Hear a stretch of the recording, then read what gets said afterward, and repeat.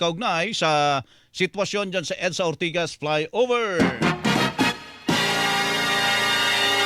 Secretary, magandang umaga po. Secretary Vince, morning po.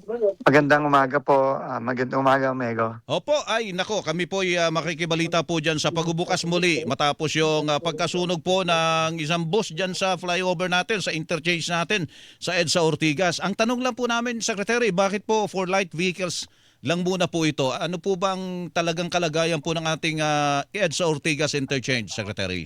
Oo, alam niyo naman po, yun nga, yung nasunog na bus nung isang araw, nung Sabado, kahit papaano medyo merong damage ng konti yung no, yung flyover natin sa EDSA Ortigas.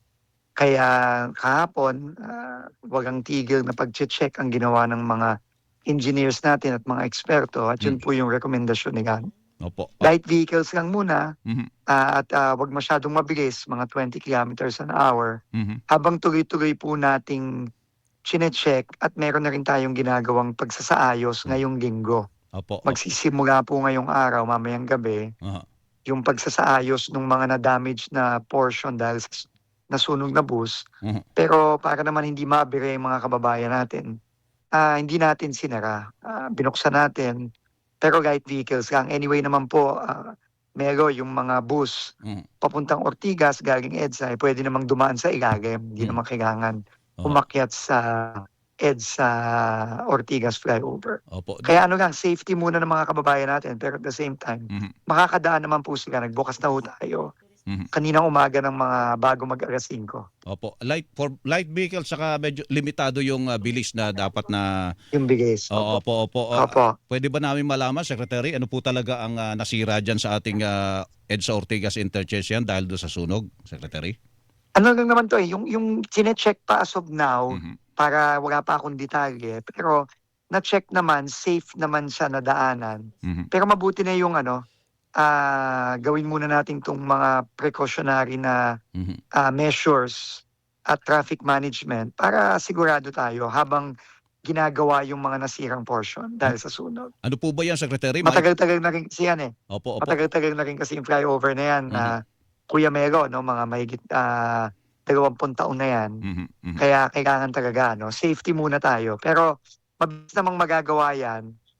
Siguro within 2 weeks, manonormalize na natin yan. Opo, pwede ba natin sabihin na major structural repair po ang mangyayari, Secretary?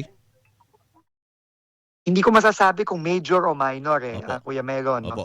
Magsisimula pa lang sila ngayon. Pero ang importante, makakadaan na yung mga kababayan natin. Sumunod lang ho sila dun sa mga ginagay nating mga safety measures pagka dadaan ng EDSA Ortigas flyover. Opo, may Pero bukas na ho siya. meron na ho ba kayong tansya kung gaano katagal po itong ganitong sitwasyon po natin, Secretary? Siguro mga 2 to 3 weeks habang ginagawa. Opo, opo. Ang mangyayari niyan, yung mga hindi makakadaan, na dati normal naman, nadadaan na nila yung sa ibabaw, ay nandun nga sa ilalim, katulad ng binabanggit ninyo. Eh, So magkakaroon tayo ng doon, medyo maiimbudo tayo doon, Secretary. Opo. Hindi naman Kuya Mego kasi dati naman hindi naman dumadaan talaga ang mga bus dyan eh. Mhm. Sa ilalim naman dumadaan ang mga bus eh. Mhm, mhm, So tuloy-tuloy lang pero mas mabuti na yung safe.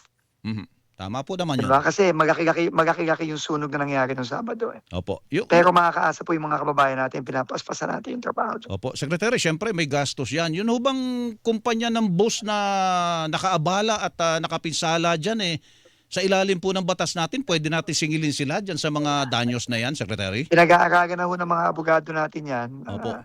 Kuya Melo, kung ano ang liability nung may-ari nung bus Opo, opo. na nasunog. Pero in the meantime, kailangan nating paspasan yung trabaho para Mhm. hindi naman maabirya masyado yung mga kababayan natin. Opo, opo. Ano pa lang update doon mula sa yung ating EDSA rehab mula Orense hanggang sa Monumento, Secretary? Tuloy-tuloy tayo. Tapos na yung daanan ng mga sasakyan. Sidewalk na lang ho ang tinatapos natin ngayon. Pero paspasan po natin ginagawa yan. So siguro mga bandang June, July, tapos na ho tayo dyan. Mhm. Pero magsisimula na rin tayo sa mga susunod na linggo dito sa phase 2 natin mula Orense hanggang Monumento. Opo, sige po. Secretary, salamat po. Magsisimula na tayo siguro mga within May. Within May, opo. Sige po. Secretary, salamat po. Opo. Good Salamat morning po. po, Kuya Melo. Ingat po yung mga kababayan natin. Opo. God bless po. God bless po. Secretary Vince Dizon ng DPWH.